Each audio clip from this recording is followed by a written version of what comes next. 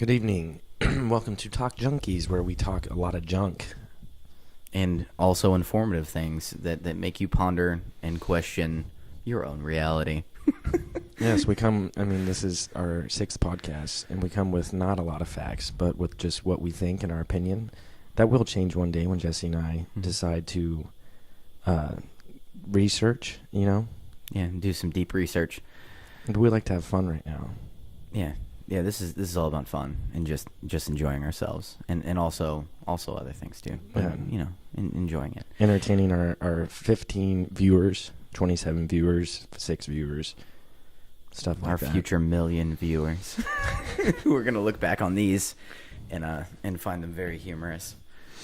Cool, man. Well, we got, I think, 3 topics we're going to talk about today. One I've been excited about. I didn't even look at the board. Yeah. We're going to talk about some working out stuff where you pump some iron and you get bigger muscles.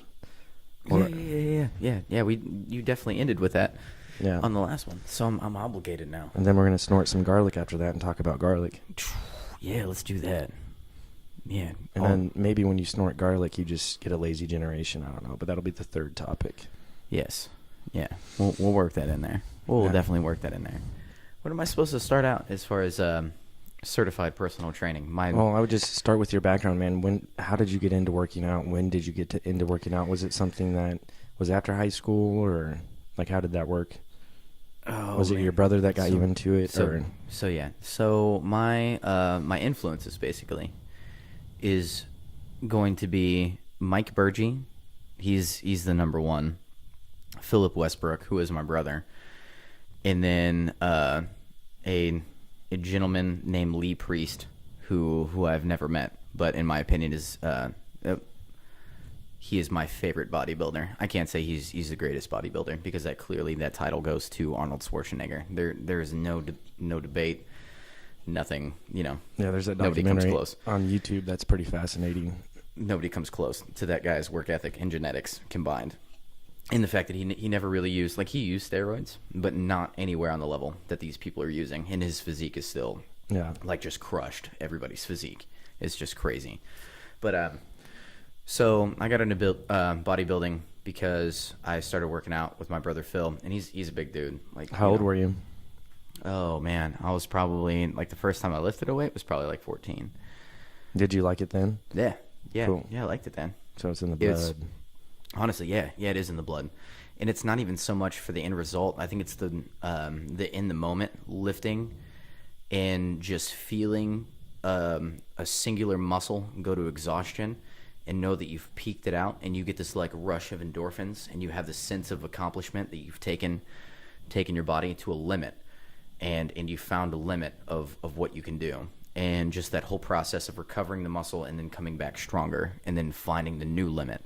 And you just see this physical progression. But did you know that when you first started working out, maybe not at 14, but when you took working out seriously, I mean, you didn't fully know how to single out a muscle. No, it took time, right? Not at all. There is so much science behind it, and it is very much a science. There is, you'll hear some pseudoscience behind working out as far as if you eat this, you're gonna get big. No, there are some fundamentals about lifting that's gonna make you bigger and stronger, and it all depends on what you want to. I'm not even on the level of so much to where I want to be bigger anymore, or I want to have that bodybuilder physique. I was all about that for a while, and I kind of strayed away from that just because that almost goes to an unhealthy level to do that, just from the amount of weight that you have to lose and things like that. You end up I got dangerous into it after whenever you took the before pictures of me that year that I went through that whole process. I screwed up my testosterone. I literally screwed up my testosterone during that whole process. I lost so much weight so quick trying to stay at the gym and still do it naturally. I could have done the workout plan that I was on if I would have been on steroids. I would have been able to maintain, but I screwed up my testosterone. My dick quit getting hard for a month. Literally didn't want to jerk off, didn't want any kind of female interaction, did not interest me whatsoever because my testosterone was just fucking lowered. I lost so much fat so quick. So, and that's what they do. Like, they want to put on as much muscle as possible and lose as much fat as humanly possible. They get down to like dangerous levels. So like, where were you were at, what, 170 or something like that, or 190? I was at one a little. I want to say I was between 190 and 195, somewhere in there. And 193. You dropped how much weight and how I little lost time? 30 pounds in like 2.5 months. That's insane. Yeah, I got down to like, I think like 155, 150 range, real fast. Like, I was lean. Like, you could see my abs.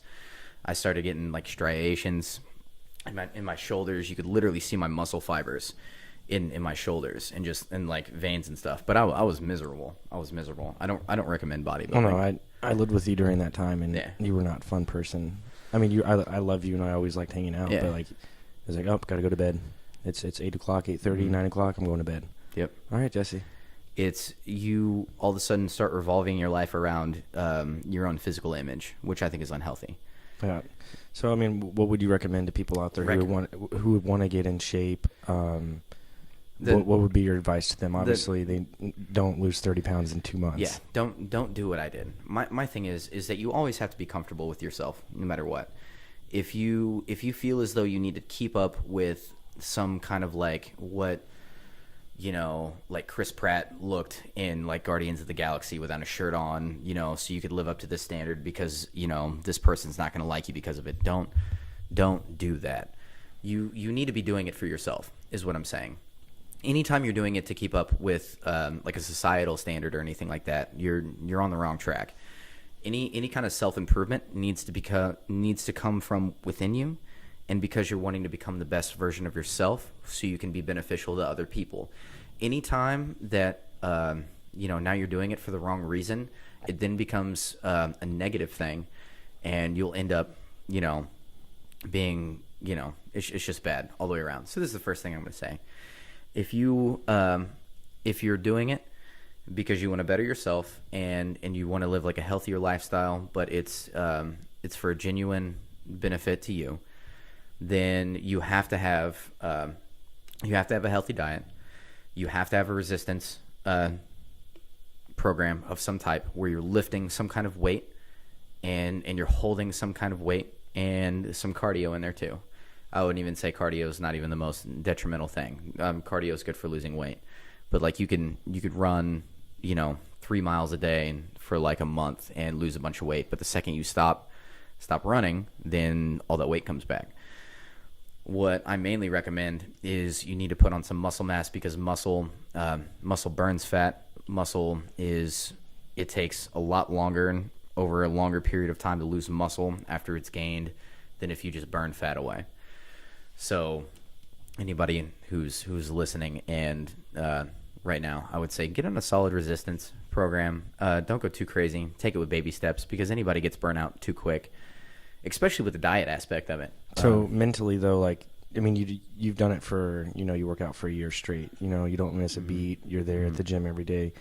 But how do you get into that mindset? I mean, a lot of people want to. It's New Year's, the first of the year. We all know the saying that don't go to the gym at January 1st to February 31st because there's going to be too many people. How do you keep that mindset going for such a long time? And don't get me wrong, New Year's resolutions are great. I mean, that's fine, but that's the wrong reason to do it. If it's some like trending thing to be like, oh, I'm going to go to the gym because it's the first. No, that's not how you need to go about it. If you're looking to better yourself kind of thing, you got to take it in small steps. First of all, you just have to get into the fucking gym. Just get into the fucking gym. That's it. And by the way, this is a big problem with people who are new getting into the gym. They're so worried about everybody else for some reason. And everybody else they think that, oh, they're looking at me and what I'm doing, and I'm going to look like an idiot, or they're judging me. Nobody gives a fuck what you're doing at the gym, unless, you are doing something completely fucking ridiculous, like near hanging yourself with like a lat pull down or something like that, like Chris Benoit style. That's unless you're doing some shit like that. Everybody's at the gym to better themselves kind of thing, and they're there for themselves. And whatever you're doing, just get in there.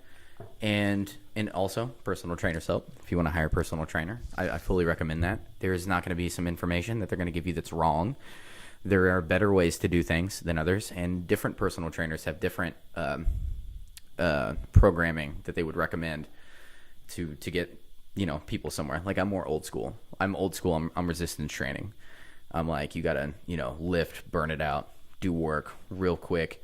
Don't get super caught up on a bunch of other shit. It's mainly like, you know where you're taking yourself. You know your limits. The whole point is go into the gym, bring yourself to a limit, and But don't worry about other people. How did you keep that mindset to do it for a year straight? Like, that's the biggest thing, man. Whenever I started working out with you, and I only did it for like 2 or 3 weeks, and it felt good. I liked it. I had more energy, like you told me I would. Yeah. But there just came a point in time where I was just, maybe, like you said, don't force it. And it's just not for me. I don't have fun when I go to the gym. I don't enjoy it. That's the thing. You know what I'm saying? How did you keep the mindset? I enjoyed it. I enjoy going to the gym. I love going to the gym. I love deadlifting. I love squatting. I love bench press. Those are my 3 fucking favorite movements. So like, no, but I love that. I can't wait. There's a small percentage of people who are like you, who love to go to the gym. Yeah. I'm curious if you have any information for someone who is like me, who eventually gets bored of it or doesn't like it. Is there any advice you could give them to maybe help keep them on track and keep them in the gym and get them where they want to be? You got to make it a routine. You have to make it a routine, and you have to have a good understanding that this is going to be beneficial. I mean, this is lifting weights, and you can quote me on this, is I don't care so much about your diet, but as far as close to you can get to the fountain of youth is lifting fucking weights consistently without injury throughout your entire life. If you want to talk about good mobility throughout the rest of your life, because this is the thing, old people start losing their mobility. This is what, you know, they have signs of being old, and they have to go to homes and stuff like this because they lose a lack of mobility. Lifting literally hits the synapses from your brain that connect into the muscles that allow a muscle contraction. You are strengthening those electrical connections that happen within your body, and they become stronger and will last longer. And as far as youth goes, like, yeah, you're gonna look old, but do you want to be able to, like, you want to move around like an old person? Or you want to move around like you're still 30, you know, whenever you're 50? That comes down to whether or not you lift. That's it. That's found to you. So if you want some motivation, you got to think about like long-term investment in yourself kind of thing. Like, yeah, you might not enjoy it so much, but if you start making it a routine and you realize, hey, it's almost like putting $20 a week away in a savings account for your retirement. Think of it like that. Like, every time you go to the gym, it's like, okay, it's towards my retirement. Because whenever I get old, I want to be able to, you know, go out and run around with my grandkids in the backyard kind of thing. That's where that comes from. Because your mind could be great, but if it's living in a bad vessel, it's shitty. You know, it's shitty, and it has to be done correctly. You notice whenever I said if you lift properly without injury is huge, because a lot of, especially guys, go into the gym and they want to ego lift. They literally want to go in there and they think that everybody's looking at them, and they just want to lift as much as humanly possible so that, you know, the women that are never going to sleep with them might sleep with them. You know, like, I don't understand the mentality. And they get like super loud, even though I do get a little loud in the gym. I'm not gonna lie. You do? Yeah, it's one of my things. But that's old school '80s lifting, man, that I grew up with. But yeah, you have to think of it like, if you don't enjoy going to the gym, you have to think of it like an investment. That this is the only body you're gonna get up until Google comes out with some shit where you're able to USB like port, you know, your consciousness into a fucking cat, and you can finally live out your dreams, you know. Like, up until some shit like that, like, this is the only body that you're gonna get. And if you want to maintain this, you have to keep your nervous system strong, which is why I preach deadlift, squat, bench press. These are the movements that hit deep, like I said. So like, if you just run, right, that's just cardio. You're talking about like your heart and your lungs get stronger, you know, you have better endurance, your heart's that's all great, but you don't ever really fucking hit your neurological system, the connections that happen, why you're able to close your hand right now. Like, I noticed whenever I started like powerlifting, doing the powerlifting movements, I was more agile even making drinks at the bar, like just where my hand was. I had more control. I created more electrical connections between my mind and the muscles that were moving my hand. whenever you create that, it's going to be a much, it's going to last longer throughout the time, but you have to keep up with it. Yeah. So that's what I would say about that. I think it's important. Well, it really is important because 1/3 of America is obese, right? Yep. Or give or take, or something like that. And It's man, I want to say like 30%. It's like 30% of and that's Americans, especially in the Midwest. It's even worse. Yeah. So I think a lot of people could benefit from this. And it's not even that we're living in like Kansas City's. I'm pretty sure top 10. Pretty sure top 10 most obese cities. Top 10 or top 15. Once again, don't quote us. We don't do any research before we hop on the podcast. But it's not even that. It's we live in the fattest time in human history, and it's not like it's stabilizing or it's only going up. Like we are just becoming more and more stagnant, and our evolution hasn't been able to catch up to metabolizing the food that we ate. Like maybe if over, like 50,000 years, eventually our bodies would be able to catch up to process the fucking shit that we eat to where we wouldn't fucking be obese. Like how do you even get obese? Like you have to eat massive amounts of food for a long period of time. Like I feel like I'm eating too much if I eat 3 times a day and it's a large meal each time. Granted, I have a high metabolism. Metabolism is huge, man. But still, genetics is everything. What would genetics it take? is everything. What would it take? How much would I have to eat to get fat? You know what I'm saying? For you to get fat? Yeah. You could do it. You could do it. But I think there was a point where I lived in the duplex with you. That was before you lived there, and every time I'd get in the shower, I would look at my belly, and if it went over and I couldn't see my package anymore, I was like, "Fuck, man, I got to do something about this." Because it's already, you know what I'm saying? Yeah, I got you. I'm just like, man, okay. I'm cut from the same cloth, man. Yeah, not directly, but yeah. So I'm just like, I need to do something about this. So, what's your favorite part about working out? Favorite part about working out, man, is throwing on the fucking headphones and standing in front of that bar and just having like some J. Cole playing or like some heavy metal, whatever the fuck I'm listening to, and everything else is gone. It's me in that bar. And I'm gonna lift this shit off the fucking ground. And I'm gonna do it like, am I gonna hold it? And I don't even know. Like I don't even game plan that shit. Like sometimes I'll just like deadlift and just like rep it out. Sometimes I'll just bring it up real fucking slow. Sometimes I'll hold it at the top.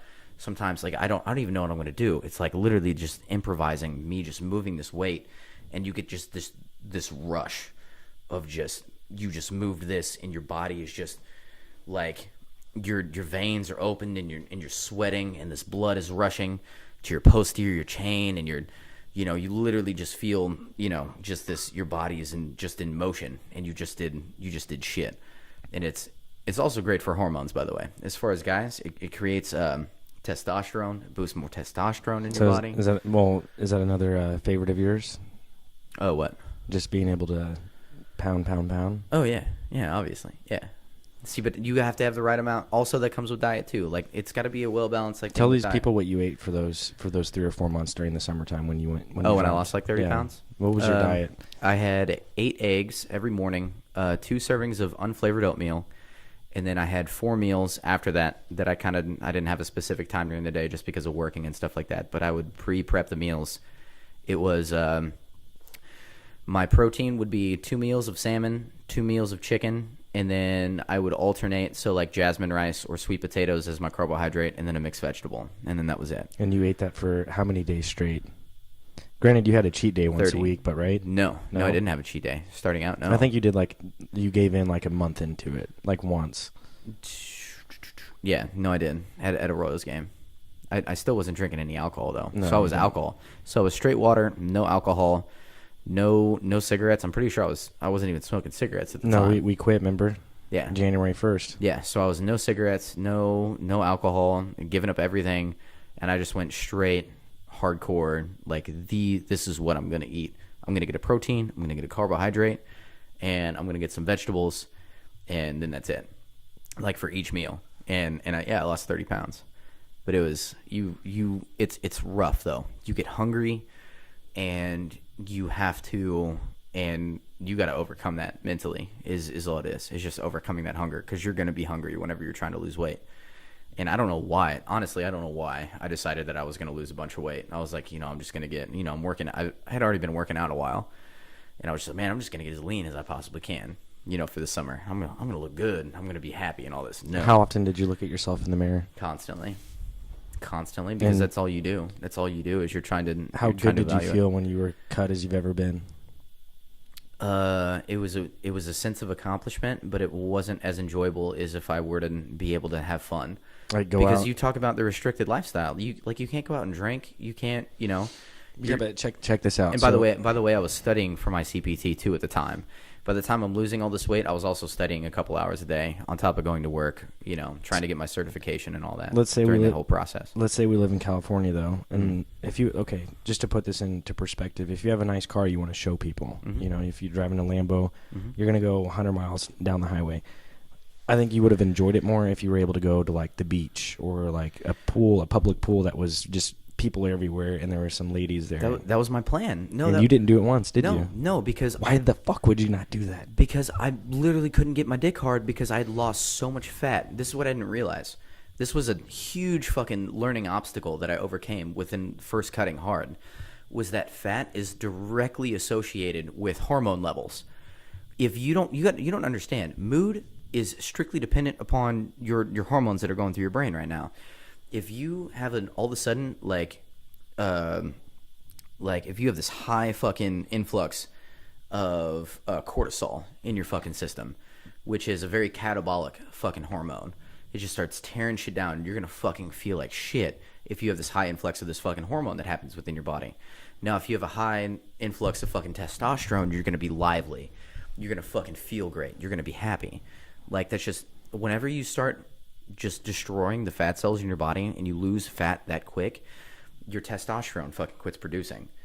Fat is necessary, right? Fat is so necessary to fucking regulate fucking hormones. Whenever you lose it that quick, you have no testosterone. Your body is like literally telling you, you need to fucking eat some fatty fucking shit, which is what all I craved for those fucking 3 months, but I didn't fucking eat anything.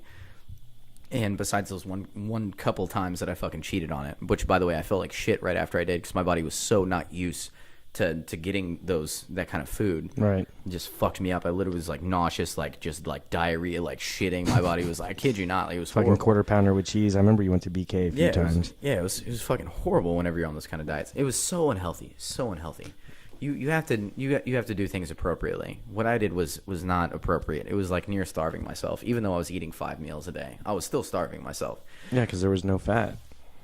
Well, you were getting rid of. I guess there was in fat. The eggs. That's the only time I really got fat because it's crazy. Chicken super lean, salmon super lean. Salmon is actually the highest animal flesh that you can get with the highest amount of amino acids in it or protein in it with the least amount of fat. Is salmon. Oh, and by the way, I was spending like $200 a week on just how that's insane. On those meals. Salmon's expensive, dude. But you were doing frozen chicken, right? Or were you going to Sam's Club? No, you were doing fresh. I was buying it. Yeah, I was buying it fresh, and I was getting oh, I'm super healthy. I was like, I'm gonna go super healthy. $200 a week. Yeah, that's insane for one person. Salmon would fluctuate, dude. I spent like $80 on salmon a week. It was $80 alone for the salmon that I ate because I would eat salmon twice a day. That's insane. And I don't and you didn't use any sauce or anything. I'd salt and pepper. You have to have sodium. That's the thing. Luckily, one thing that I understood, because I would put hot sauce on my eggs, you have to have some kind of sodium in your diet. Because without sodium, your body no longer retains water. When your body quits fucking retaining water, that's fucking real bad. That's dehydration. It's dehydration. Normally, that's what bodybuilders will do, like a couple days out or some shit like that before their show. They go no sodium, and their body literally cannot retain water, and they just get super dry, and they look super lean, and their veins just fucking pop out like fucking dick skin. They're about to fall the fuck down because they're so dehydrated, cramping up. Yeah. I've even heard stories of so they would get super dehydrated, and then they take like a couple shots of fucking whiskey, because the whiskey is super condensed like carbohydrate, and it would just literally flush into their muscles, and their veins would just fucking like pop on that fucking shit. Like it's either like right before a show, like candy bars and fucking like shots of liquor just to fucking manipulate how their fucking body looks at that point. How much sodium is like a normal amount of sodium? Like a pack of ramen noodles, is that too much sodium? So this is from my understanding of the body. is it doesn't really matter how much sodium you intake, but you need to keep it balanced with the amount of water. So the more sodium you take in, you're going to have to drink an equal balanced amount of water. And obviously, whenever you eat a high sodium like meal, you'll get real thirsty. Like, you know, when you're at the movie theater and you eat a fucking tub of popcorn, your mouth gets all fucking dry and you just fucking want to drink water with it, or like soda, whatever the fuck you have. Yeah. It's because your body's like, oh shit, you just ate a bunch of fucking sodium. That's kind of how it goes. But it has to be a well balance to the two, and the body kind of finds that happy medium. Well, I don't even know how you would begin to balance that out. Like how much water compared to how many parts per sodium for how many parts of water. The body naturally fucking will let you know. The human body is great at making compensations, from even on like a biomechanical level to even what you take. I mean, look, like you have people who do drugs and like smoke meth and do nothing but drink alcohol for like 30 years and they're still alive. Like the human body finds a way to fucking survive. So if you talk about, hey, am I taking too much sodium in? What do I need to drink water with? Like the human body will be okay. Right. You'll be okay. Right. There's people out there who want to know though, you know? Yeah, no, that's true too. And they're, yeah. So you're certified. Yes. What kind of process is that like if anyone were out there interested in becoming a CPT or CPT? Yeah. What is that like? How long does it take? Is there a lot it's up to them. I took the full 6 months, and I kind of dwindled off the last 2 months as far as studying goes. My big recommendation is, well, first of all, I recommend the National Academy of Sports Medicine.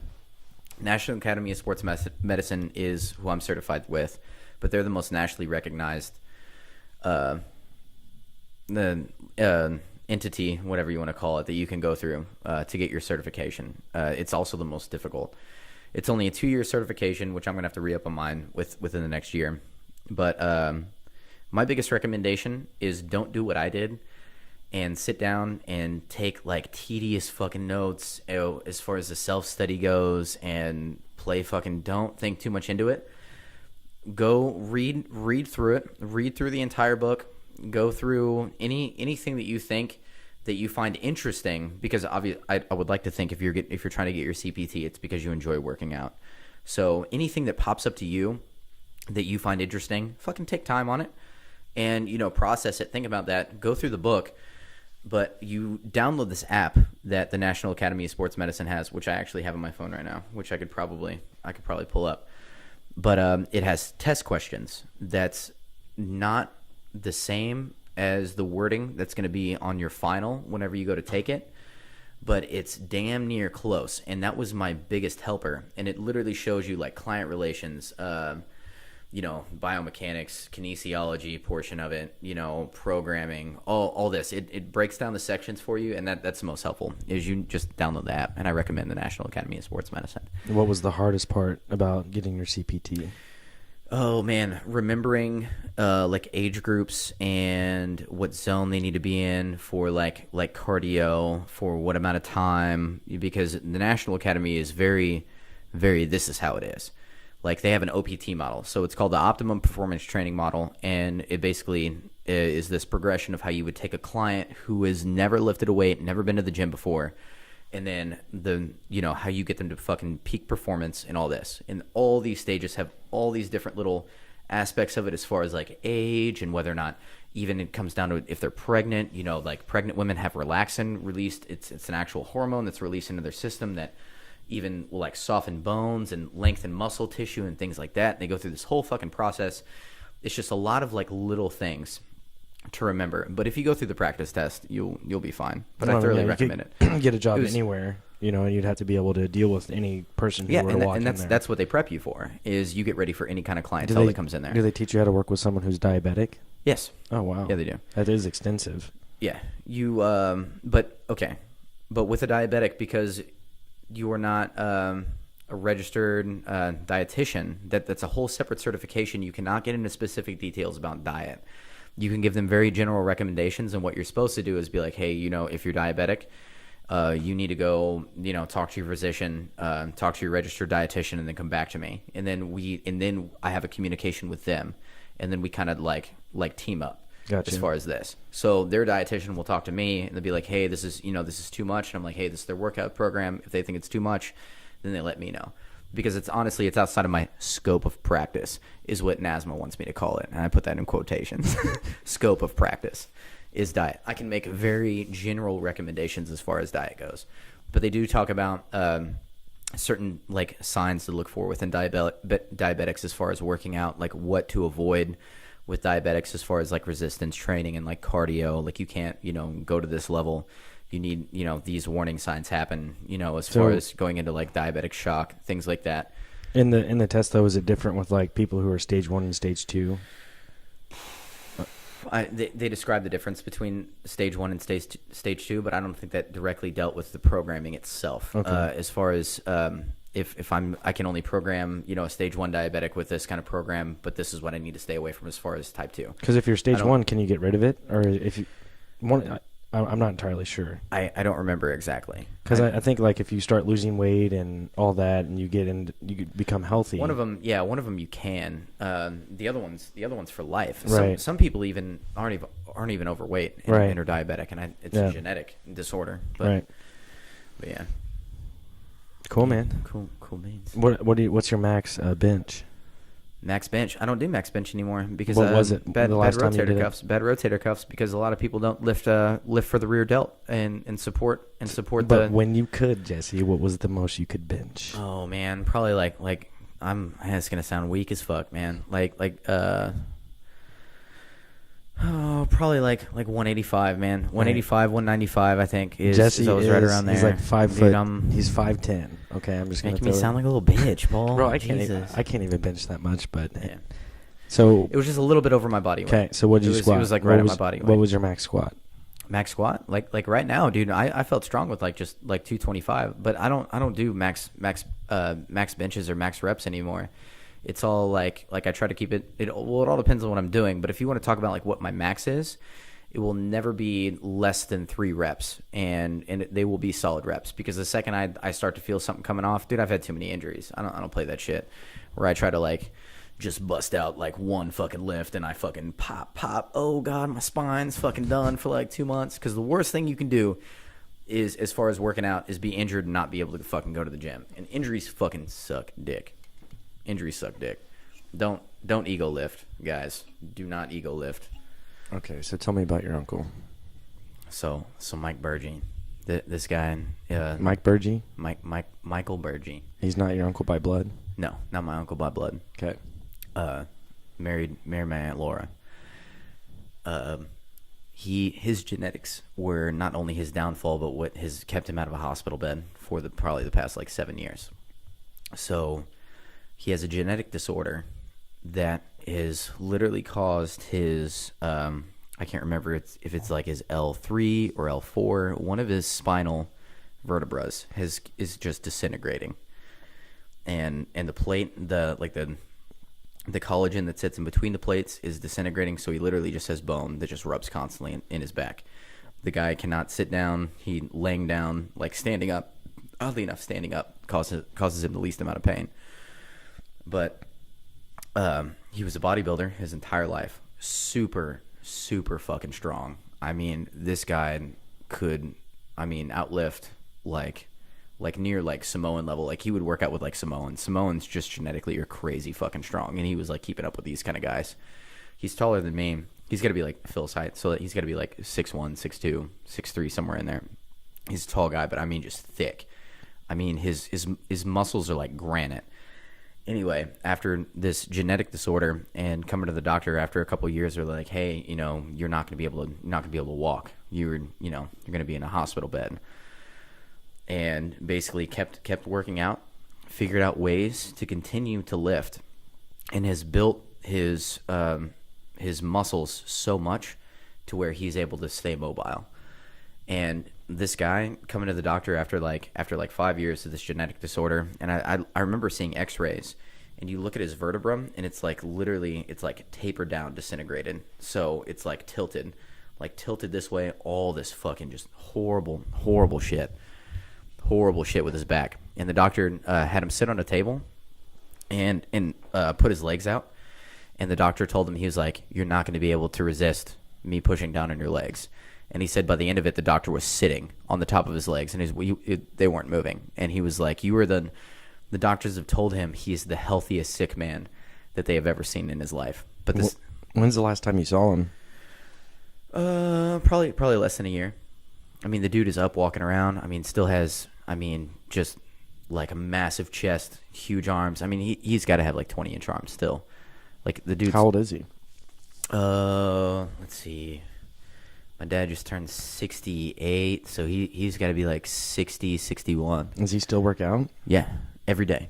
Every day. Because he knows if he doesn't, he won't be able to walk. Exactly. That's crazy. Well, no, that's his passion.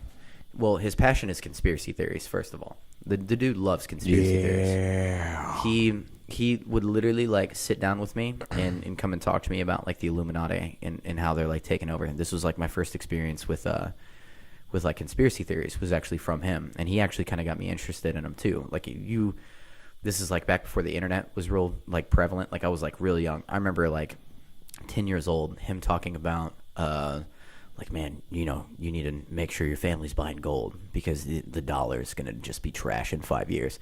This was like forever ago. But he was like buying up gold coins and everything because he was like, you know, the Masons, like Freemasons are taking over. This is like pre 9/11 that he was talking about. He would actually talk about the conspiracy theory of, they were called rods. You remember the flying rod conspiracy? Did you ever hear about like this? UFOs? No, flying rods. There are bugs that flew so fast that the human eye couldn't pick them up, and if they never landed, and if they were to hit something, they just disintegrate immediately. That's why there's like no trace of the flying rods. He was real big on the flying rods conspiracy theory. I mean, I'm not saying it's real, but it wouldn't surprise me because they're 30 years above our technology that we know about. Yeah, that was one of his big conspiracy theories. But he loves government conspiracies. And well, I think that's crazy that he's in his 60s. And, 7 years ago, and like you said, I mean, his body's old, but he worked out from probably when he was 20. He invested, like you said, and look, man, he had some sort of disease where something in his body started disintegrating, bone, to where it was rubbing. And the doctors told him he could no longer walk. Yeah. And he proved them wrong, man. And this is the thing with mainstream science and mainstream doctors saying, oh, you have a disease, you're going to die, let's do some chemotherapy, which has mustard gas in it. I mean, allegedly. I'm not saying he had cancer or anything, but still the guy is walking. And by the way, he got diagnosed with cancer and beat cancer too, as of the past 3 years, this guy. It's nuts, man. His diet, though, the guy doesn't drink. Like I said, his vice is conspiracy theories. He listens to like the late night. George Norrie. It's like Coast to Coast. Yeah, Coast to Coast. Is that what it? He's huge on Coast to Coast, man. Coast to Coast is awesome, man. Yeah. They actually, I think his name was Jamie, a guy with Crow. He actually finally just made it from chemtrails. He was on Coast to Coast. So finally, man, chemtrails are getting up there, national news. My Uncle Mike, huge on chemtrails. Dude, he's been talking about chemtrails for like the past 15 years. Dude, I didn't even talk to you about this. Dude, back in the 60s, they used to just spray pesticide, like killer, in cities. There would be a truck that would drive down your street and just spray this fog that would kill the the insects that would give you sickness or whatever. I can't remember what it was. I'm serious. They sprayed lakes, creeks, everything, bro. I watched this video. It was nuts. DDT is what it was, or something like that. DDT is the Randy Orton move from the WWE. Is he the DDT? It was something like that. DDT is definitely a WWE move. Hey, so something off the wall, man, before we get into our next subject. There were two other people who casted, or who were in ideal for Keanu Reeves' main role in The Matrix. Who do you think they were? Will Smith. Yep. Because, dude, this has either been talked about or I've read this somewhere. I didn't know this until yesterday. I know Will Smith turned it down. He did, yeah. Which, thank God. I think Will Smith would have done a decent job. Keanu Reeves' lack of dialogue in movies is what made his character so good, because it allowed, even though he was the way he acts, it was perfect for The Matrix. Yeah, he was super laid back, because if you have a guy like Will Smith, you're going to want a more emotional, and that probably would have been good too, but there was something about Keanu Reeves that I just don't see. Well, Will Smith was young. He had just got done with Independence Day and all that stuff, so I think it would have been, I think he would have done a decent job. I'm surprised he didn't take it. Maybe they didn't know what that movie was going to be. No, they didn't. It was two brothers who had only made one movie at the time before that. And it was cutting edge technology, man. Like in order to get the still frames of like when Keanu Reeves goes down and he like dodges bullets, they literally The had 360 angle. it Even was you like had Trinity. it was You like had 100 cameras taking pictures simultaneously. even like, okay, so that was like one of the first DVDs that ever came out, if I remember correctly. The Matrix was literally one of the first DVDs. There was maybe like 5 others before it. That was such a big deal that like sitting downstairs like with my dad and watching that movie with surround sound, because I never saw it in theaters. And your surround sound is legit. It's throughout the whole house. Yeah, no, that was, it was fucking sexy. That movie still resonates with me to this day. And the video I watched yesterday, they made a good point, and they're like, well, why don't people like the second and third one? And why don't you like it? If you had to sum it up into 3 words. Why I didn't like it? Yeah. Sum it up in 3 words. Why I didn't like the other 2? Well, clearly because they didn't plan on taking it to a second and third movie. Well, a lot of people say they it didn't sucked. establish. They say it sucked. It did suck.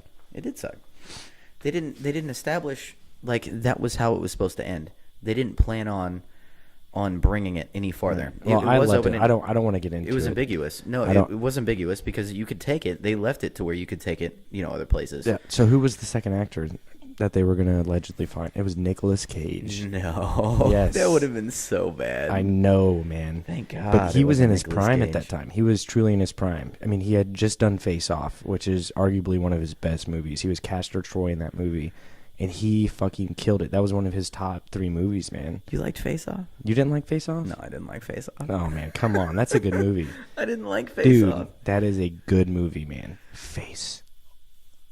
Like literally, yeah. He played a really good role in that movie, though. Man, so Jesse got here tonight around like 10 o'clock, and he walks in the door. I'm like, dude, we need to go and drive in my Jeep because the doors are off. It's a beautiful day. And he tells me this story about garlic, man. What the fuck? Oh man, that was just random documentary that I watched about as far as government corruption of the United States not allowing the exportation of any prison-made What year item. is this? Is on Netflix. So You don't remember what year this happened, though? Like the timetable? I want to say they said it was like 2014, I think, is when Okay. they no longer allowed any exportation of anything that was prison-made, and then they were now against any importation of anything that was prison-made, and then there was, I think it was Richard, I don't remember the name of the company. It was the biggest garlic company that imported garlic from other countries like China, and China is the biggest one. All these other countries, but so basically what was happened was this company was going through like loopholes as far as the regulation, and there were prison workers who would like between 14 and 16 hours a day peeling garlic for no money, and they had to peel like 20 kilos was their like daily regiment they had to have before they were able to eat. And yeah, that was Christopher Ranch? Yeah, Christopher Ranch. That's exactly what it was. Yeah, it was Christopher Ranch. Glorious Christopher Ranch, America's biggest garlic producer, disputes accusations that it conspired to fix garlic prices and sells garlic peeled by Chinese prisoners. Allegations raised by competitors in a Netflix documentary series investigated food scandals called Rotten. Yeah, no, this was legit as fuck. So basically what their game plan was, because they controlled the regulating company that made sure all the import and exportation of garlic wasn't going to check their shit, basically. So I don't know if they had them paid off or fucking whatever. But I mean, if you were head of a prison and you found a way to like produce something to make money off of free labor, would you not do it? I mean, oh fuck, that's dirty though, man. I mean, it's very I would it's like to dirty think money. That's like blood diamond almost. Yeah, I mean that's literally what it is, but with like garlic, because garlic's fucking like huge. It's like garlic's tasty shit, man. It's Garlic's in tasty like shit. everything. Garlic powder. I mean, If you have a sore throat, by the way, it's a natural antibiotic. It's a natural antibiotic that, I mean, it's hard to eat though. No, it is hard to eat. But if you have a sore throat and you could stomach a raw garlic clove, it will kill whatever fucking shit is like festering in like the back of your throat. It's great for fucking sore throats. But no, what that whole documentary was exposing this company that was able to take out its competitors because you talk about the cheapest thing you can get is slave labor, and the closest thing you can get to slave labor nowadays is prison labor. So this wasn't even the United States; it was in China. It was in China, Yeah. but we were allowing through loopholes this basically prison peeled and processed garlic was coming into the United States by like large numbers. This is why they were able to undercut and pretty much take over the market. How is the guy going to come out and say it's conspiracy or it's accusation when they have video? Hmm? They have video with his brand on it. I mean, that's insane. It says here that using their teeth in some cases, according to an undercover witness, to remove roots because peeling had ruined the prisoner's fingernails. 16-hour days. They worked 14, 16-hour days just peeling onions. Like, and you see the videos in the documentary. They literally they go from a prison cell to a small room where they peel peel garlic.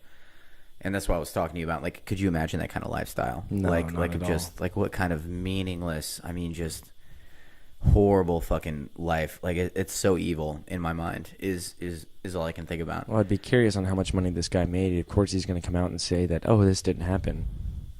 Yeah, Because he made Of millions. course. Yeah, and I'm so. Is it saying that it was covered up? No, it's Is just that- it's an art. I mean, it's Google, man. Google filters searches hella now. So I mean, to find like something legitimate, who knows? But Because there was a suit that was initially settled. well, if they settled, then it's true. Because what ended up happening, because the people that were suing was the Chinese people and a couple people within the United States saying that they were being undercut, and they were like, this isn't regulation, like it's against the law, like you can't have prison labor undercutting us, into where we can't even sell our product, and we're going out of business because this company is corrupt. we were exporting garlic from China, and it was from dirty. Well, it was being imported. It was being imported from yeah. China, but they were saying that nobody's buying our shit because the cheap shit that's coming in, It which was is still, free. I mean, you're literally just selling at cost at that point. because it's slave labor, Yeah. is why it was coming in, and why they were able to kill the market, basically. And all these small China, business and owners. we talked about it in an earlier podcast. They did the same thing with honey, but it wasn't with prisoners. It was fake honey. China's fucking crazy. Yeah, man. dude, they don't play any games. They're don't. all about their fucking money, dude. No, they are.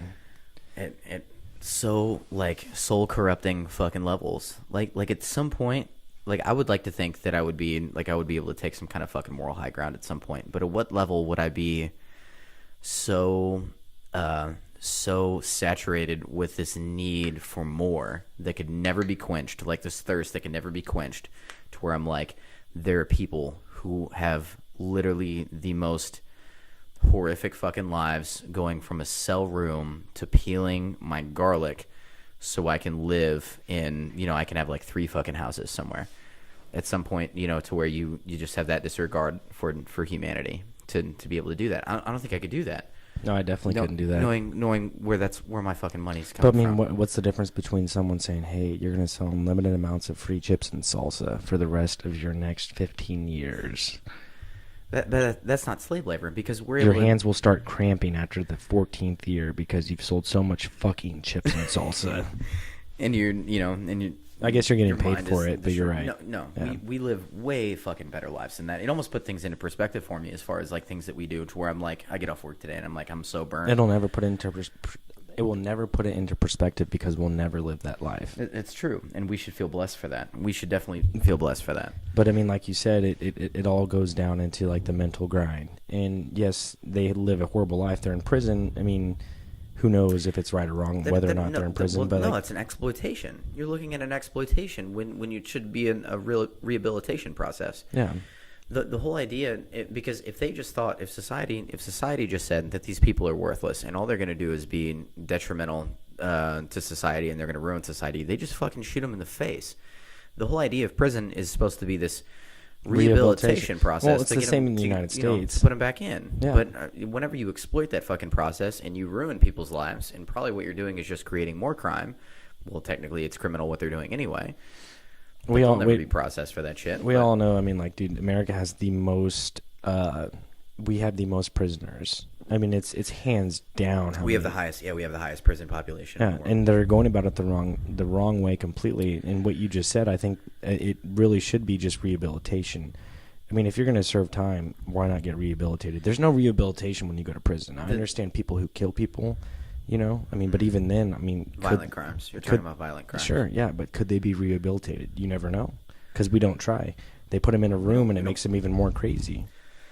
The main problem is that we have privately owned fucking prison facilities. It's not government regulated. I mean, well, they're in there within some aspect, but you talk about a privately owned institution that is housing, prisoners. So what do they want to do to keep their business going? If it's a business, you want to see it grow annually, right?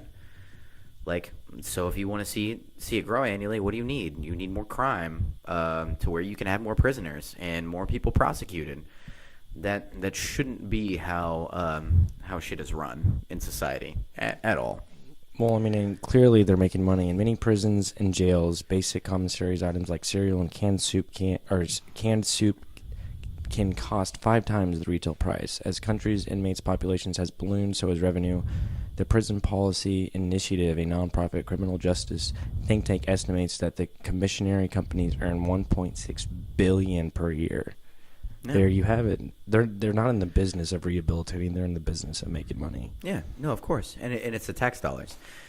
Think about what it does. You know how much it costs to make a prison?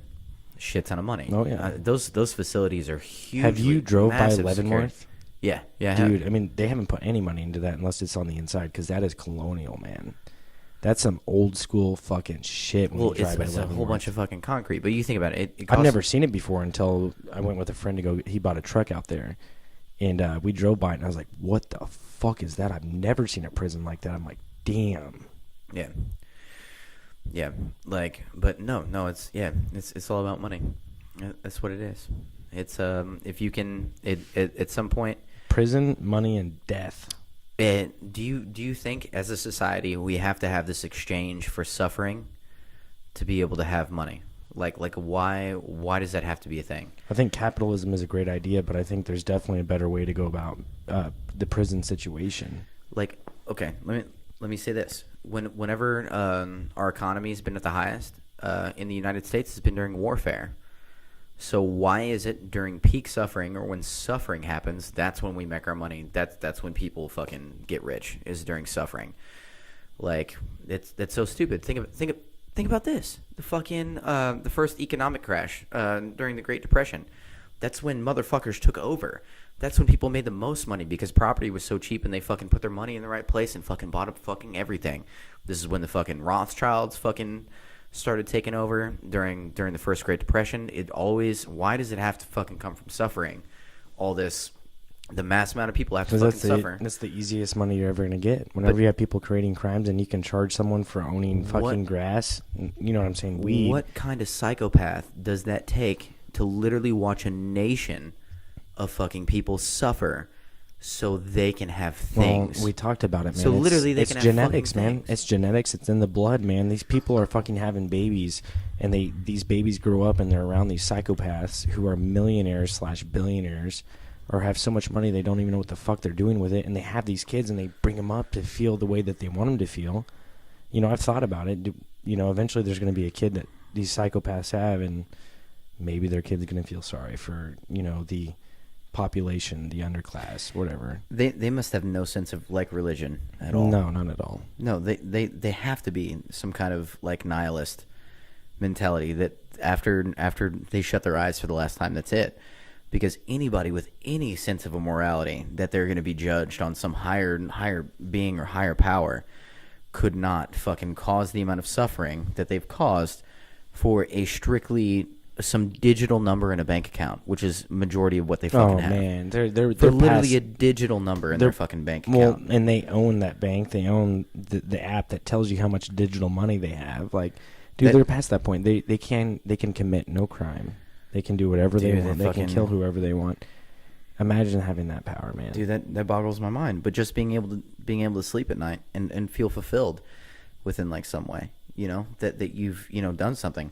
Then like the Buddhists talk about the only way to truly be happy, and they're some of the happiest fucking people in the fucking world. They say you get rid of desire. This is what they say first. Desire is huge, yeah. They say whenever you desire something, that's when all corruption, all evil fucking happens. But what's the point? Nothing. What's the point in this life if you don't desire? You know what I'm saying? Like, if I don't desire wanting my Jeep to look nice, and I could go every day without that and the next 20 years, I mean, here's the thing, man. I want to have the coolest fucking Jeep on the block. Why not? Yeah, there's nothing wrong with that. If I don't have it, who cares, right? What does desire have to do with anything? What's going to happen in 20 years if I'm not a fucking monk? I think the whole idea is that true happiness only comes through making other people happy. That you cannot really be happy if you're solely focused on yourself and your own desires. So, like, what is going to be more fulfilling to you? Getting that Jeep that is pimped out, or you going and saving a family from a burning building? Let's say you see a fire. Oh, come on, man. I would do that 100%. Dude, but that's what I'm saying. What kind of fulfillment are you going to have as a man and an individual in the comparison of the two things? Okay. Having the sexy ass Jeep, or going and saving like a baby from a burning building. Question. And that mentality that you just did that. Got a fucking question for you. You know what I'm saying? If without desire we don't have the world we have now. Okay. We don't have buildings. We don't have New York City. We don't have Hong Kong. We don't have any of Tokyo. Yeah. None of that. You're without right. desire. You're right. Without desire.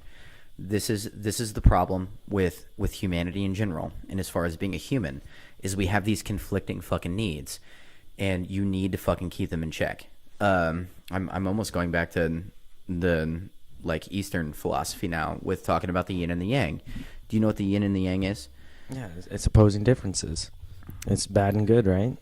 It's so do you know how like half of it's white, half of it's black, right. But then there's a little bit of white and then a little bit of black. Yeah, is what they say. In all good, there's a little bit of evil, and in all evil, there is also a little bit of good.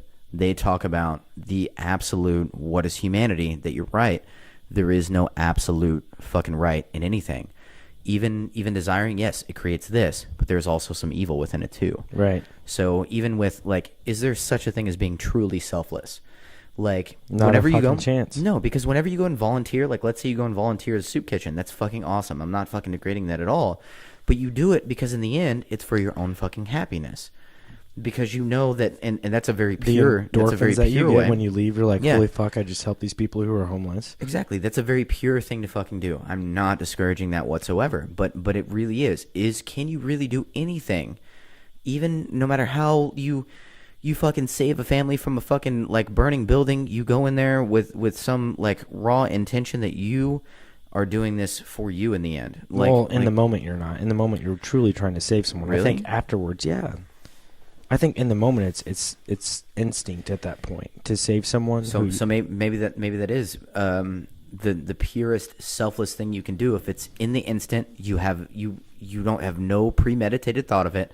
You have to decide my life or theirs, and I choose their life. And if you come out on the other end, then it's this selfless thing that you can live with. But then, like, how do you carry that around? Do you let people buy drinks for you at the bar? I think and after celebrate it, and then you take. Are you still able to take advantage of previous acts that you've done? Oh yeah, after you come out of saving someone's life in a fire, man, like you're gonna soak that up and you're gonna enjoy it and you're gonna feel the endorphins from it.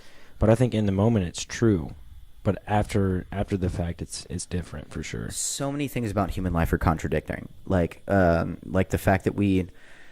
Just our very essence says we want to be accepted by a group of people, but at the same time we want to stand out and fucking be different. These contradicting fucking things, like it's human nature to fucking, it's confusing as shit, and this is why humanity is so beautiful, because it's not such a straightforward thing. We have these contradicting things that we have to fucking deal with, and society is a reflection of that. Now, whether or not you feel as though it's worse. Or it's gotten better, or whatever it is, you will never have something that is purely, besides the fact we were talking about running into the burning building and you had that instant of fucking thought, which is debatable, but there is always going to be some evil in it. Like, think about that. Like, everything you do, no matter how selfless you think it is, like, oh, I'm going to help this friend out and give them money, but in the end, it's to make you fucking feel better. Like, there is always going to be, and I probably shouldn't use the word evil, but there is nothing that is 100% pure, and maybe in some evil there's some fucking good too. So I think with what you're saying, like the lifestyle that we live and the way this world is, there's always going to be some sort of evil. There's no way around it. It'll always be there. Always. Yeah. There's no question it'll always be there. Because we have free will. We have free will, and that's how it ends up. And you have to have. This is also what's very frustrating about humanity, but also what makes it extremely beautiful, is that you cannot become better unless you failed and fucked up in some way. Like, I disagree. but it makes you stronger. No. Well, you can learn. Okay, for the normal person, yes, but for people who become instant millionaires for no reason and they have money, there's no way, man. Someone who wins the lottery, that does not apply to them. That's a bad example. Let's talk about individuals through personal experience. You learn not to touch a fire because fire fucking sucks. And Right. you touch that fire, it burns the fucking shit out of you. So you learn through bad mistakes. You know not to do that anymore. Well, I guess unless you're every single one of my friends, and then you still fuck around with Get like fire and drunk fucking hot shit. Try and jump over it. Yeah. At the barn, we did the fire jump. Yeah. But from basic human nature tells you what makes you the best person is you fail enough to eventually become a great fucking person. You make enough mistakes. You still have to have that self-discipline, though, you know? To recognize that they're mistakes. What there are people out there that will never recognize their mistakes because they will work that same dead-end job, for 15, 20 years until they're 60 years old and never do anything different. It's true. Like that's a sense of comfortability, and that's another problem with humanity is we have to have the sense of security. We have to have the sense of that tomorrow is going to be guaranteed to us, even though it's never guaranteed, but it's going to be guaranteed that we're going to have this house tomorrow, or we're going to have this food tomorrow. Things like that. Like we need that sense. But all right, man. Well, I'm going to do something different. I didn't even tell you about this, but I'm going to throw you for a loop. We're going to do rapid fire real quick. We're going to end this segment. We're going to end this podcast number 6, with rapid questions. You can either say yes or no. Nice. Or I like this. I'm excited. Yes or no, or true or false. Okay, we can go with true or false.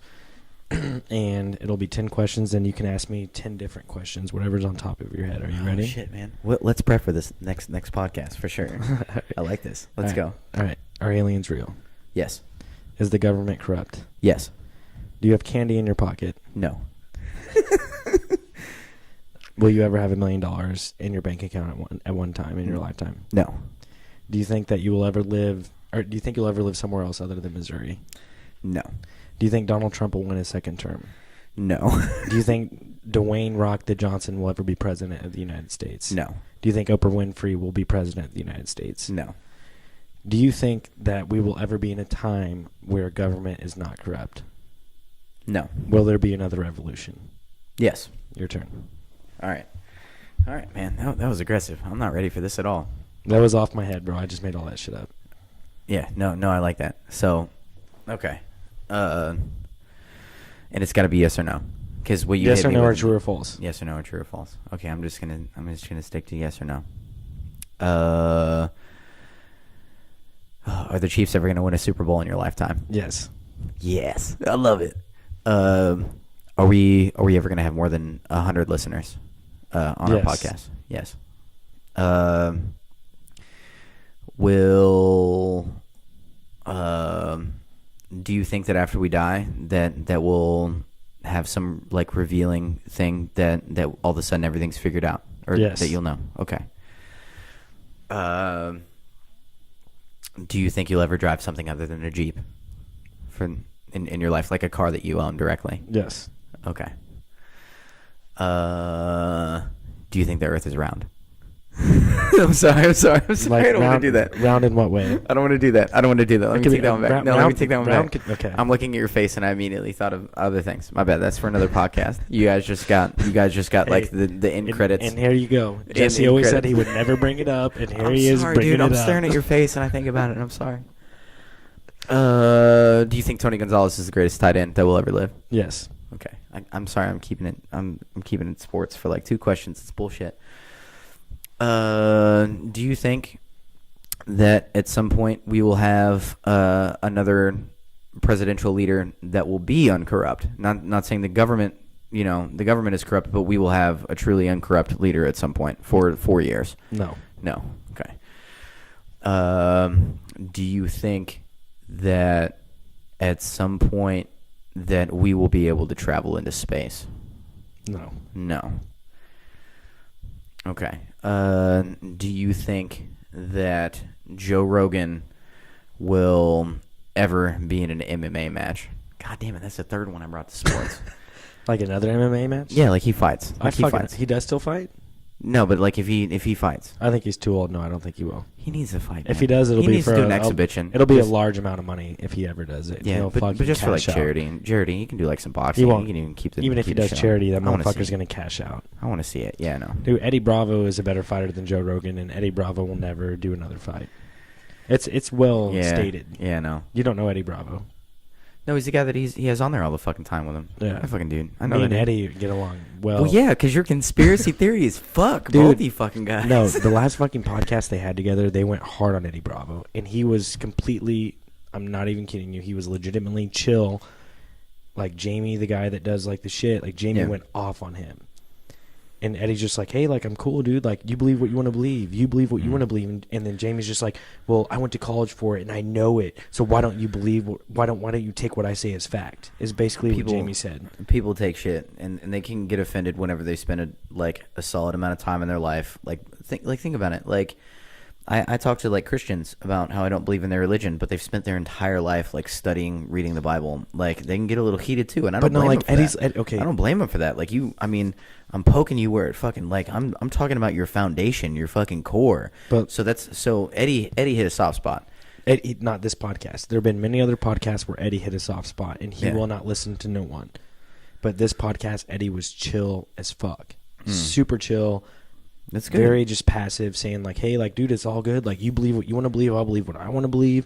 And then at the end, Jamie's just like, "So, like, I went to school for it. I majored in it. So what I say is true." Like saying, "Then you should believe me." And then luckily, right after Jamie says that, like, the dude who came into the podcast with Eddie just like changed the subject. Well, Joe Rogan changed the subject and asked him a question, but either way, man, like, I don't know if you'll see Eddie on the Joe Rogan podcast for a while. I'm serious. Him and Joe got into it. Yeah, no, I need to watch that one. Yeah. All right. You got one more left. Okay. One more to finish it off. One more strong. If you had to have one last like 6-hour adventure before you died, like let's say you found out right now. Wait, oh fuck, it's gotta be yes or no. No, I'm sorry. I'll I'm sorry. ask me this question, and I'll ask you a similar question. Okay, so I'm gonna leave it off at 9. I think I'm at 9. So if you have 6 hours, and you're gonna die, but you had a limited resources, a limited money, what do you do for those 6 hours? If you have access to everything that this planet has to offer you, you can tap into any resource, any bank account, anything. Any plane, travel wherever. It cannot be supernatural. It has to be a feasible fucking thing that's that society basically could give you. And on this planet, you could tap into anything. What would you do for the last 6 hours? The last 6 hours, I would tell Carrie I love her. My fiance. Nice. I would fucking. She must listen to these. Well, hold on. I'm sorry. I hope she doesn't, because what I'm about to say is, I hope she doesn't. Okay. I would fucking hug my daughter. I would possibly take her with me or steal her for those 6 hours. I most likely would. Mm-hmm. But at the same time, I would bring a babysitter. I would get into a plane. I would travel to the most beautiful place on earth. Which is where? Well, Moab. There you go. That's how I feel, Moab. Yeah. But I haven't been to every place on earth, so I have no idea. You know, we're biased, but I agree with you. I would find large amounts of alcohol and drugs. I would bring 60 of the sexiest bitches with me, and I would fuck all of them while I get fucking wasted and trip acid and pure acid and any of that shit. And that's how I'd go out. Fuck yeah, dude. If I had 6 hours. Nice, very nice. What about you? God, I hope Carrie Ann doesn't listen to this. She's not gonna.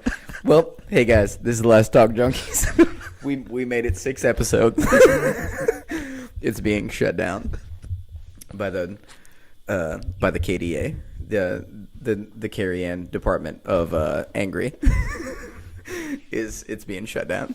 Are you asking me the same question? Yeah, for sure. Oh man, if I had 6 hours, and unlimited resources, I'd probably get Ned Yost, Richard Dawkins on a plane with the entire 2013 Victoria's Secret December fashion show group on a very small Cessna. I mean, we're packed in there like it's hot, no air conditioning. You know how I like it. And we fly to a mountaintop, parachute off, land on the mountaintop, where John Mayer is waiting to play Stop This Train just one last time for me, as I probably just pound just like straight fucking tequila. Straight tequila. And there's lots of cocaine involved too. So that's just roundabout my last 6 hours. That's what I'd want. Yeah. And I'm sure some, there's going to be like some labia, Your 6 hours at goes some point. by fast. Yeah, I know. But real fast. If that were the case, I would go all out. But. Yeah.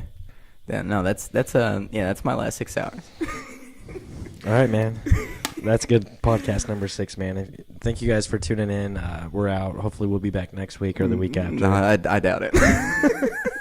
No, we'll be back, man. That's a what if scenario. Yeah. My vacation starts next week, man. We're gonna go fucking hard. We may do a 2-hour podcast next week. Yeah. No, I'm all for it. Same. I'm all for it, man.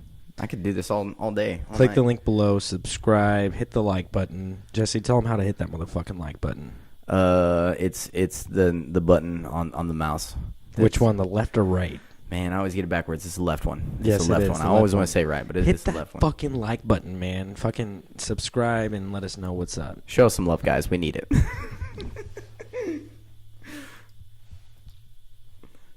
God, we always finish strong.